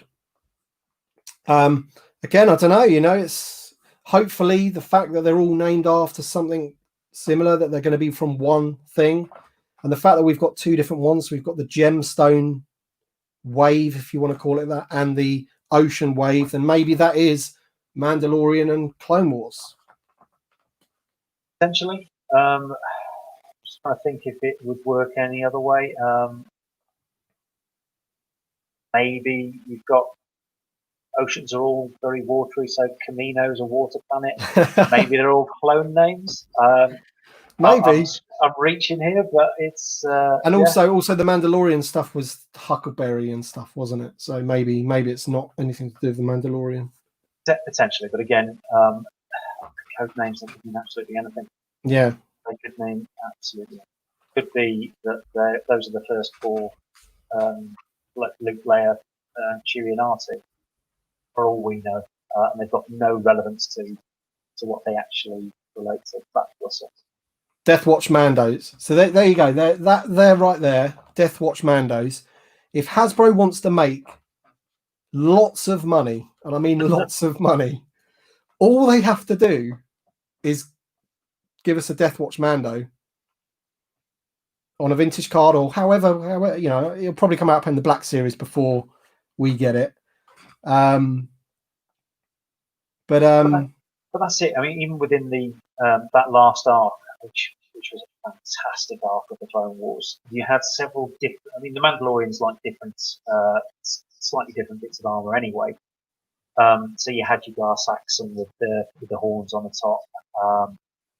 You had several of the other sort of higher ups within that, and then you had more of the generic Death Watch Mandos. Hope that again, the 3-pack. I miss the old Evolutions sets that they used to do back in the Legacy collection and what have you. Perfect for that. But even if we just got one at a time, try and do them a bit closer together. I have a horrible feeling we're only ever going to get that one Knight of Ren. It's going to be a bit, looks a bit odd, all on his own there, waiting for his mates to show up. Yeah. So I mean, there's a few different ways they could do it, isn't there? You got the 3-packs like these ones, the special action 3-packs, which are usually convention exclusives at the moment. You've also got the one they did for the skiff, which is great. I love the way they did that, because then you get the 3 card backs. Yeah. But also you've got potentially what they used to do with like the scanning crew and stuff, where they could have 2, if it's like a 2-figure. So like 2 Death Watch Mandalorians in like a little box like that. I love the vintage collection. I like the vintage cards, but I'm not averse to what they're any other things like that they want to bring out, little 2-packs and whatever. I think all that's great. I love those little boxes. Yeah, those scanning crew sets were fantastic, especially because you had to get both to get the full set. Yeah, put them together. So that was still 4 figures and a really nice little trolley to go with it, and all the gear that was all in there. Great little sets. But again, they were Kmart exclusives. Kmart, yeah. So again, difficult to get over here. But the way of actually getting those out there, 2 figure sets, fantastic. Do it. Absolutely. That definitely makes sense. Fiververse clones. Yeah. A bit of a focus of yours, isn't it? Yeah, I do. Yeah. I do like Fiververse. Mind you, I like all of them. I've been collecting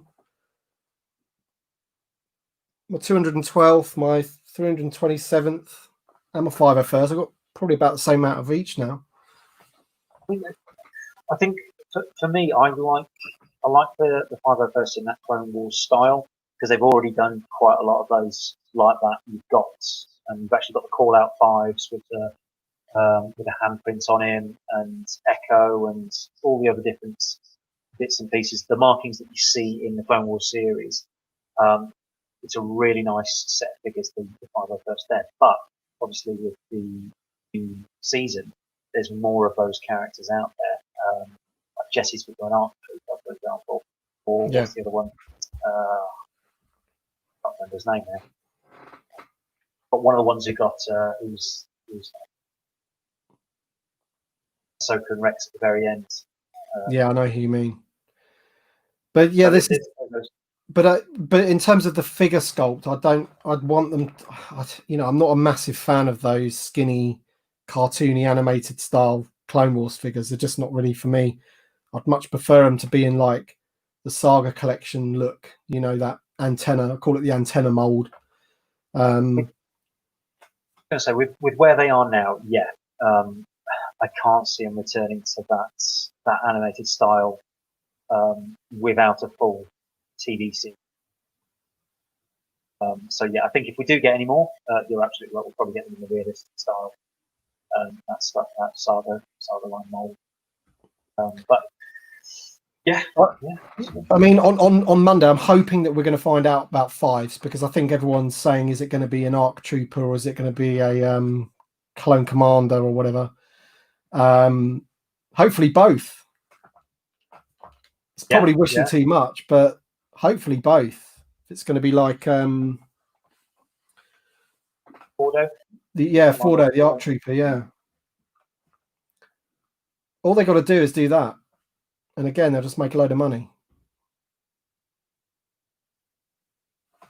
Your mic's gone. Your mic's gone, Chris. Oh, sorry. How's that? Any better? Yeah. There we go. Sorry about that. But you're absolutely right. They're easy ones to sort out on those sort of things.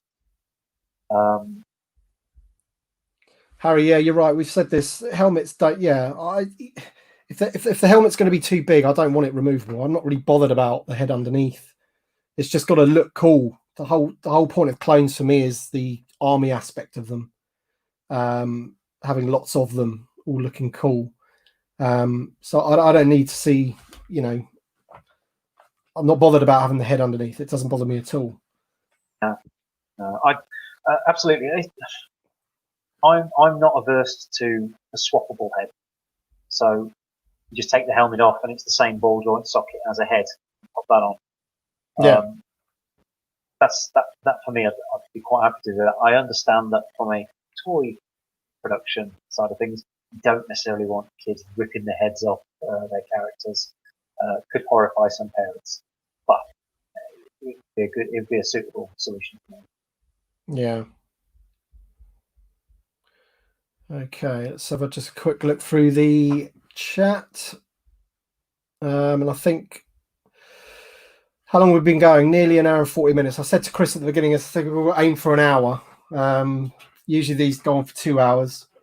We've still got 111 people in, but we don't want to go on too long. But we'll just recap a little bit in case there's some people that joined late or whatever. So essentially, we put this stream on because we wanted to talk about or preview the Fans First Monday that's happening on Monday, funnily enough, and what we hope and think that they're going to do. And we were kind of saying that the noise, the community that you guys have been doing, helping spread the word of wanting more from the vintage collection, more new figures in the vintage collection. We think that it's had an effect. Now, it's not having an effect in terms of all of a sudden the production run has gone from 12 figures to 30 figures this year, because it doesn't work like that.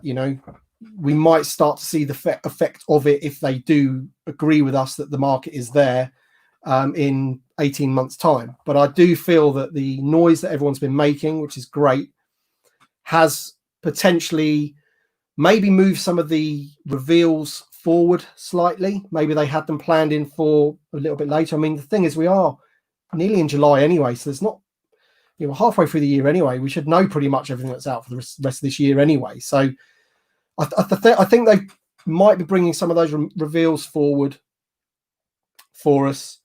And the fact that they emphasize, and I think Harry's just saying here, Steve Evans emphasized TVC on Instagram, and also on the Hasbro Pulse Facebook post itself, it says TVC fans get ready. So we are ready.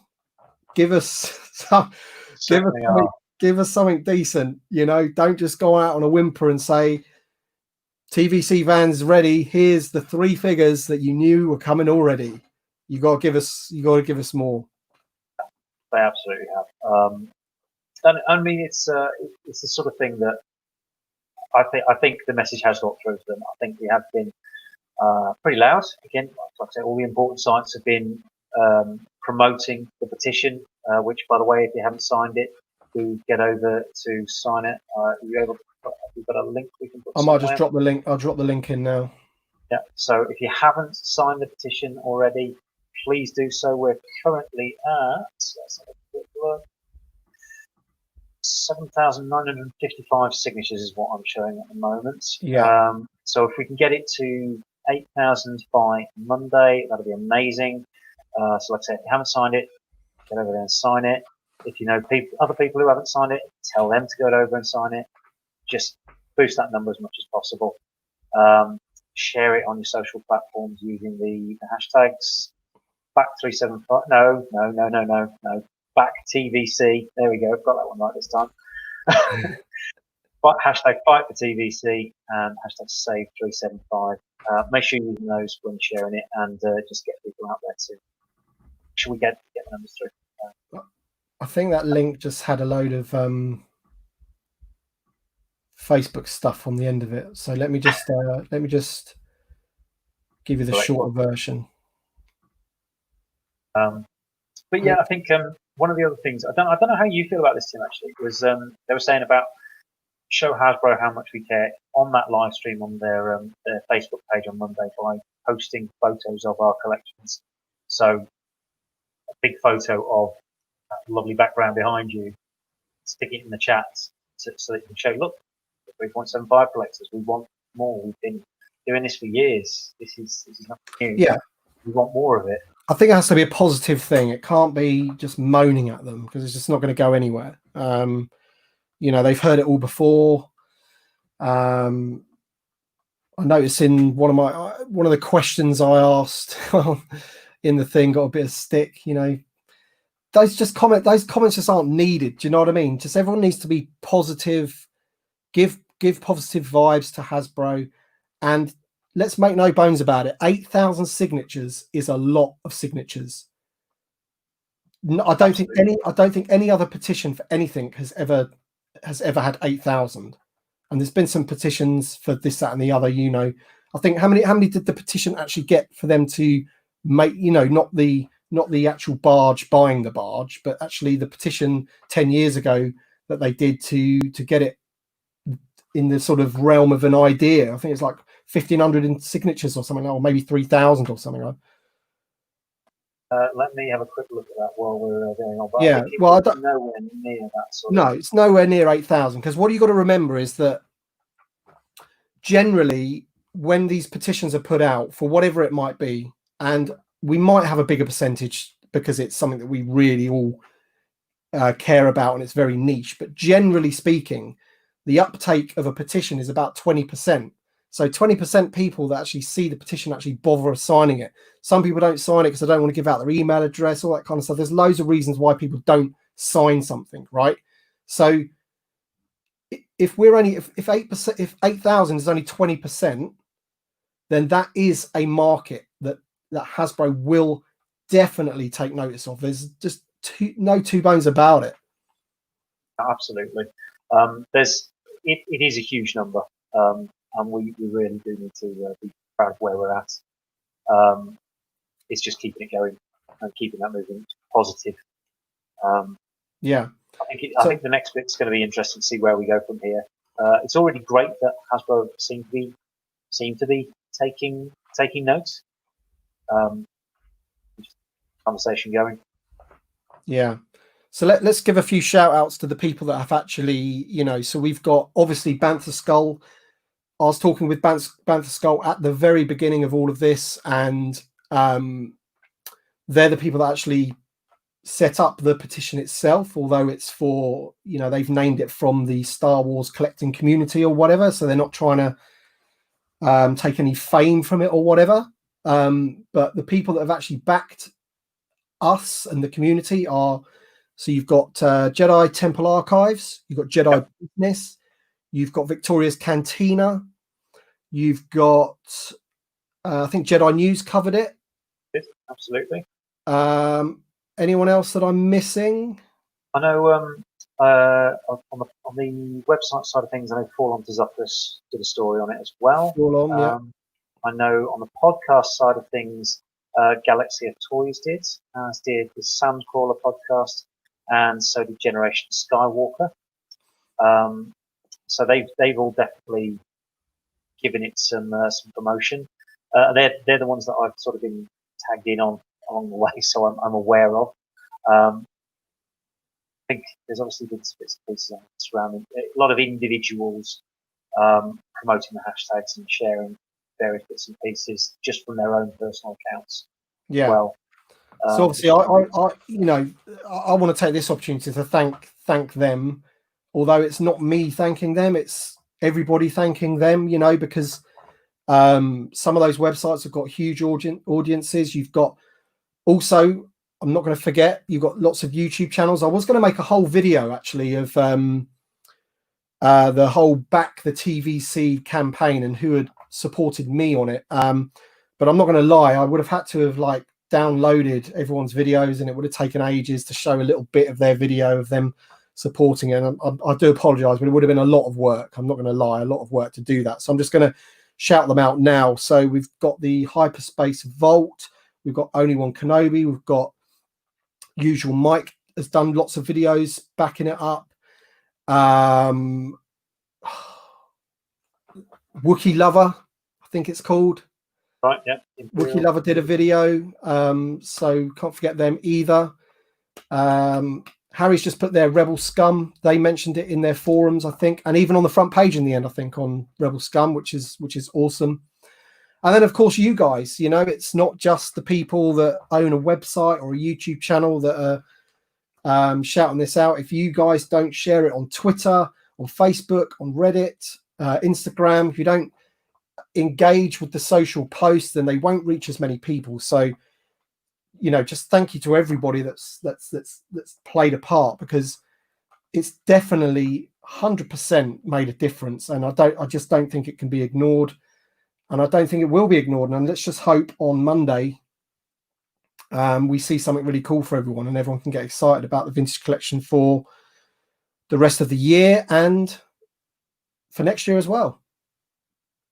Absolutely. And I think I like we talked about earlier, hopefully they go back to giving us a bit more of a snapshot as to, right, well, this is what you've got coming up, this is what you've got to look forward to, because that really worked for building a bit of hype, a bit of excitement around the line as well. So yeah, if we can keep things going on those sort of things. And also, Harry's just put here, there was also a very cool video with the Resistance Trooper too. So that's your good self, Chris. Now, there may be people in here that have not seen that. So if everyone's just going to hang on, we've got 118 people. I'm going to find it and screen share it. If that's all right? Yeah, go on. It's out there already, so you keep them talking while I find it. Okay. Absolutely. I mean, that was a little something that obviously the petition had gone live. I've done a live stream with Tim previously about it, and I just wanted to do something that was going to a slightly different approach to everything else that would just raise a bit of awareness. So I got out in the back garden and decided to film myself, throw it together, and upload it. And it was just a bit of fun, basically. But again, getting the message out there to the community, something that could be shared quite easily, and get the message across in a slightly different format to the other ways that it was being shared, because not everybody absorbs things in the same way. Obviously, you guys are all here watching on YouTube. There's other people that are on podcasts, websites, all that sort of stuff. So yeah, here it is. Right, you just said Yeah. Is that better? That looks, that's a, yeah, I can see everything there. Can you just let me know if you can hear it? Because obviously, because I've got my headphones in, I don't. You just let me know if you can hear it, okay? Could you hear that? I think so.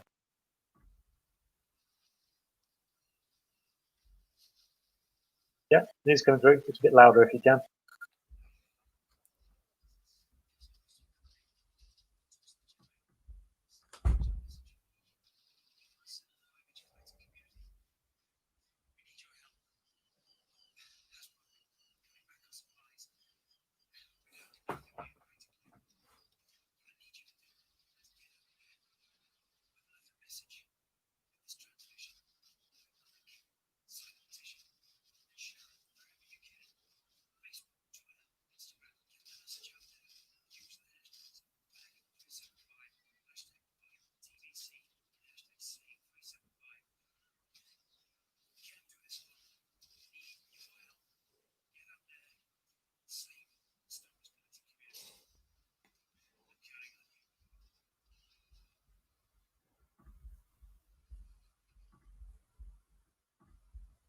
There you go.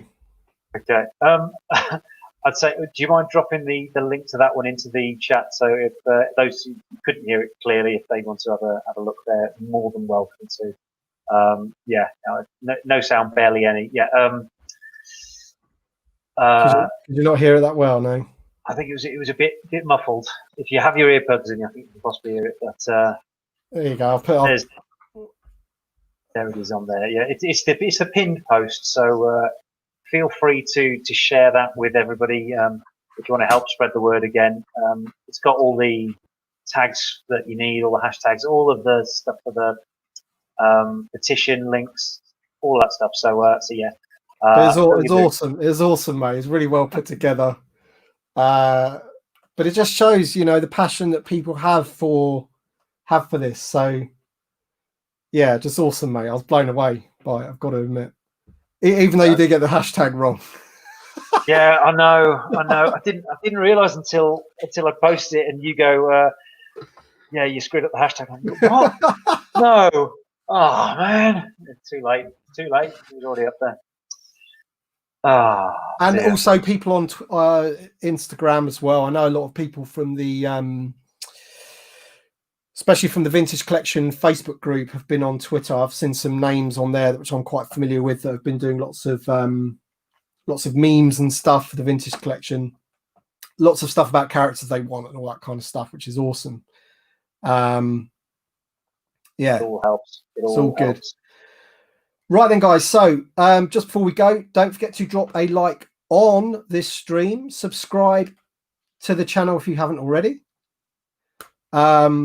Subscribe to Chris's channel. I don't know if he's going to do any more YouTube videos, but he's always welcome on my channel. Possibly. We're doing a bit of a remodel in the collection room at the moment, so that's all the time. Once that's done, definitely be doing something. Until then, it's a maybe. So we'll see. But there's still plenty of stuff over there for you to go and enjoy in the meantime, and enjoy all that stuff. And like I say, it's a privilege to be here. Thank you very much for inviting me to. Yeah, and it's gonna, you know, I'm thinking about doing these every week. I don't want it to get too saturated and end up with not having enough things to talk about. You know, this one's been okay because obviously we've got the thing coming up on Monday. We might even do one on Monday night. We talked about that, didn't we? If like maybe a reaction, but I'll obviously want to put out a video as well of my thoughts on what has been announced. So I might be a little bit busy on there, but we might do that maybe next Friday. Also going to have a few other people on. I'm trying to get Only One Kenobi on. He said that he's going to sort his computer out. Action Figure Grader, I'm going to get him on. Any other YouTubers that really want to sort of do a live stream with me, I'm always open to it, you know. Be glad to have you on if we're going to start doing more live streams. I think people seem to enjoy them. Imperial Communique says yes every week. So yeah, if you're enjoying it, guys, then I will do it. Basically. Yeah. But thanks for the support anyway, guys, on my channel. It's been growing pretty nice over the last couple of months. Actually, it's been decent. So I do appreciate that. Thank you very much. Keep sharing the videos. Keep liking the videos. subscribing and all that kind of jazz. It all does help. So thanks very much, and thank you, Chris, for being on the stream again. I do appreciate it. No I think that's it then, guys. Thanks very much for being here, and we'll see you on the next one.